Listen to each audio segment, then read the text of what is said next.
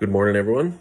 I hope you are finding this day well. It's a little more gloomy than it was the past couple of days, but still should be a good day nonetheless. And so I hope you're able to get out there and enjoy it as much as possible. Looking at First Peter chapter 4, verses 1 through 6 today, and really honing in specifically on verses 1 through 2. So I'm just going to read those first two verses for you this morning. Therefore, since Christ suffered in his body, arm yourselves also with the same attitude, because whoever suffers in this body is done with sin. As a result, they do not live the rest of their earthly lives for evil desires, but rather for the will of God. One of the things that really caught my attention in this passage was the fact that Peter calls us to arm ourselves with the same attitude, that the attitude of Christ suffering in the body. And I was thinking to myself, why does he use the word attitude here? Would there be other ways to refer to it? When we really think about what an attitude is, it makes a lot of sense, right? An attitude is a disposition.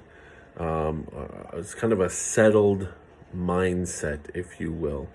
And often our attitudes, right, that settled mindset or disposition we have towards something or someone, well, quite frankly, it affects our actions and our behaviors in a very deep way. If we have a positive attitude, we approach situations as sort of an optimistic sort of outlook, right? And then vice versa. If we have a pessimistic attitude, we approach certain situations in a very negative light, just looking for something to go wrong.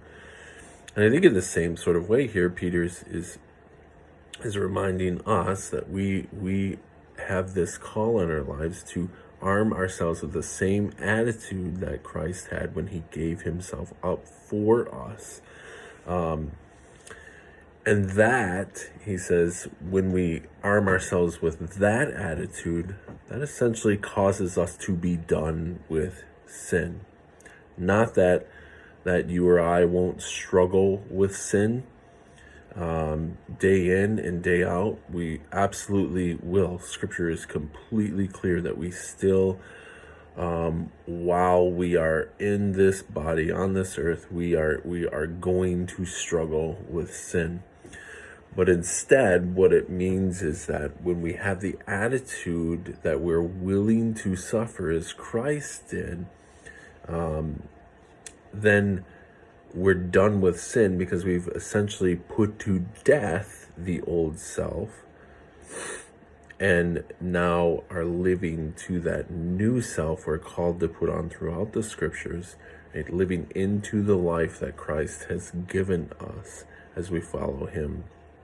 And that explains why, as we look at the rest of the passage, Peter lists off these different vices, if you will, and says that people are surprised that you don't participate in them, because some of them just seem to be the natural way of the world, and yet we are called to live differently, to live apart from the world, to be renewed in that. And we do that by changing our mindset, changing our attitudes to be that of an attitude that is willing to give up, to practice one of the keys of the Christian life, and that is self-denial.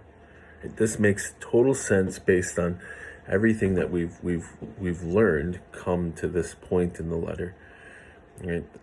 The way that we grow in holiness is we deny ourselves and instead trust in him. We deny ourselves and care for the others in our lives, the people who mean the most to us, the deepest relationships that we have, as Peter talked about at the beginning of chapter 3. So anyways, how's your attitude today? Are you armed with the right attitude? the attitude of a willing heart to give up, to deny yourself and follow Christ, and therefore serve others. Good time to check it, and in doing so, serve Christ in a meaningful way and be a witness to those around us. Many blessings today, and we'll see you again tomorrow.